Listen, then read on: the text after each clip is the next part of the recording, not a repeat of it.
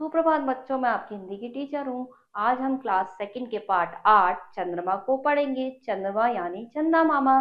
चंदा मामा को आप सभी जानते हो ना, रात के टाइम निकलता है और रोशनी आती है ना। तो उसी पार्ट को हम आज पढ़ते हैं। चलिए पार्ट 8 चंद्रमा शुरू करते हैं। चलो। शाम का समय था। क्या था? शाम का समय था। शाम का समय था। वरुण और पीटू अपनी माँ के साथ घूमने गए। वरुण और पीटू कहाँ गए? अपनी माँ के साथ घूमने गए। घूमते घूमते रात हो गई और आकाश में चंद्रमा निकल आया। घूमते घूमते क्या हुआ? रात हो गई और आकाश में क्या निकला? चंद्रमा निकल आया। ठीक है। पीटू ने माँ से पूछा, माँ आज चंद्रमा गोल क्यों दिखाई दे रहा है? पीटू ने माँ से कहा, माँ आज चंद्रमा गोल क्यों दिख रहा है? ठीक है।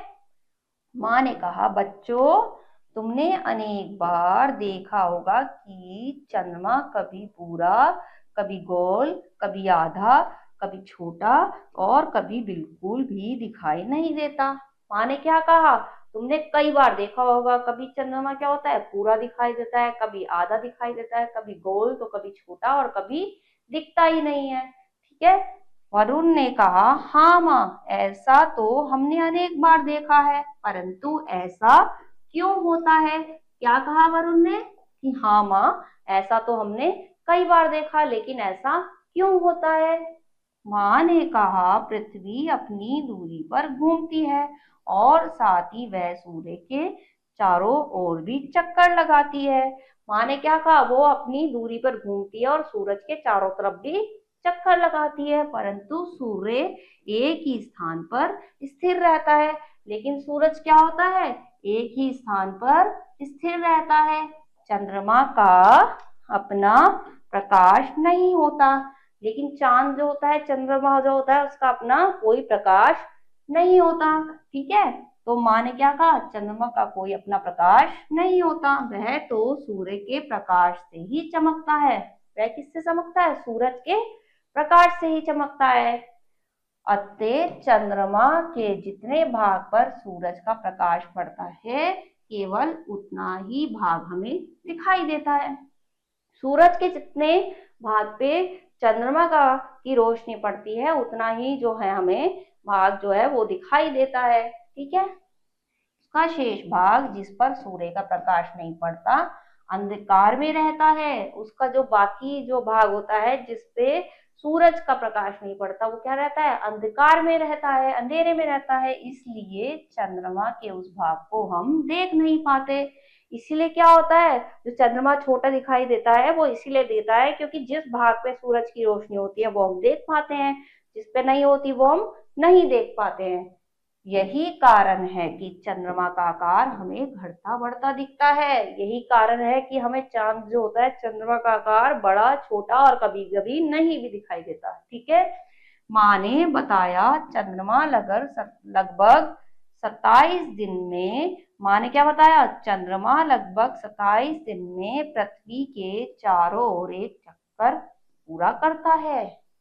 चंद्रमा कितने दिन पे पृथ्वी चारों ओर पूरा करता है? 27 दिन में चक्कर पूरा करता है। ठीक है। जिस रात चंद्रमा पूरा दिखाई देता है उस रात को पूर्णिमा कहते हैं, और जिस रात चंद्रमा दिखाई नहीं देता उसे अमावस्या कहते हैं। जब वो पूरा दिखता है तो पूर्णिमा होती है, और जब वो दिखाई नहीं देता तो अमावस्या होती है। ठीक है बच्चों, अब हमें समझ में आया चंद्रमा क्यों दिखाई देता है पूरा बड़ा कैसे, है ना। आगे बढ़ते हैं। माँ, मुझे मालूम है कि चंद्रमा के प्रकाश को ही चांदनी कहते हैं। चंद्रमा के प्रकाश को क्या कहते हैं? चांदनी कहते हैं।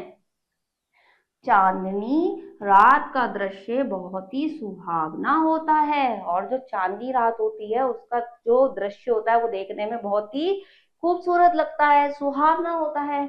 ऐसा लगता है मानो चारों ओर चांदी ही चांदी बिखरी पड़ी हो। वरुण बोला, वरुण ने क्या कहा? ऐसा लगता है जैसे सारी तरफ चांदी बिखरी पड़ी हो, बहुत सारी चांदी हो।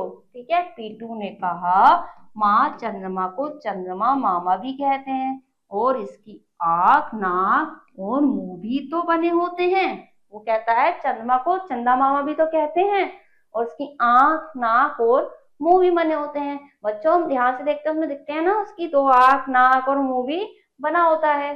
कभी कभी ऐसा दिखाई पड़ता है कि चंद्रमा पर कोई बुढ़िया बैठी है और चरखा चला रही है। कभी कभी क्या लगता है, चांद पे ऐसा लगता है कोई बुढ़िया बैठी हुई है और चरखा चला रही है। ठीक है, माँ ऐसा क्यों दिखाई देता है?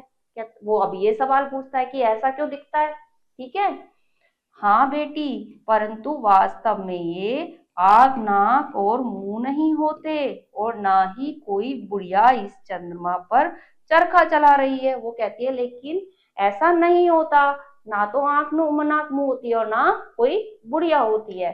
ठीक है, माँ उन्हें समझाती है। अब देखो आगे क्या बताती है माँ। चंद्रमा पर दिखाई देने वाले ये काले धब्बे वास्तव में पहाड़ और बड़े बड़े गड्ढे हैं।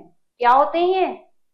चांद पे जो ये दिखते हैं, ये पहाड़ और बड़े बड़े गड्ढे होते हैं। ठीक है, जब मनुष्य चंद्रमा पर पहुंचा तो वहां उसने देखा कि चांद पर, जब मनुष्य जो है चंद्रमा पर पहुंचा तो उसने देखा कि चांद पर ना तो पेड़ पौधे हैं, ना कोई जीव जंतु, और ना ही पानी है। जब जो मनुष्य वहां पे पहुंचा, उसने देखा ना तो वहां कोई पेड़ पौधे हैं, ना जीव जंतु है, ना पानी है। उसने देखा वहां तो केवल सलेटी रंग की धूल ही धूल पड़ी है। क्या है वहां पे? सलेटी रंग की धूल ही धूल है, मिट्टी ही मिट्टी है ना। वो देखा, ऐसा लगता है मानो राख बिछी हो। ऐसा लगता था जैसा वहां पे राख बिछी हुई है। ठीक है बच्चों, अब तुम समझ गए होंगे कि दूर से जो चंद्रमा इतना सुंदर दिखाई देता है, वह वास्तव में वैसा ही नहीं है।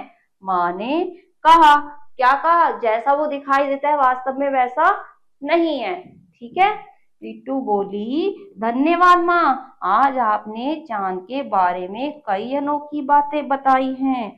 अब मैं ये सारी बातें अपनी सहपाठियों को बताऊंगी। क्या कहती है? आपने आज चांद के बारे में हमें बहुत सारी अलग सी बातें बताई हैं। तो बच्चों आज इस पाठ को पढ़ के आपको भी चंद्रमा के बारे में बहुत सारी बातें पता लगी होंगी कि वो बड़ा छोटा कैसे दिखाई देता है ना। उसे चंदा मामा क्यों कहते हैं? उसकी आंख, नाक, मुंह नहीं है, वो गड्ढे हैं, है ना। दिखाई पता लगा ना आज आपको इस पाठ से? अगले पाठ में कुछ नया पढ़ेंगे, तब तक के लिए इस पाठ को दोबारा से पढ़िए और अपना ख्याल रखिए। ओके।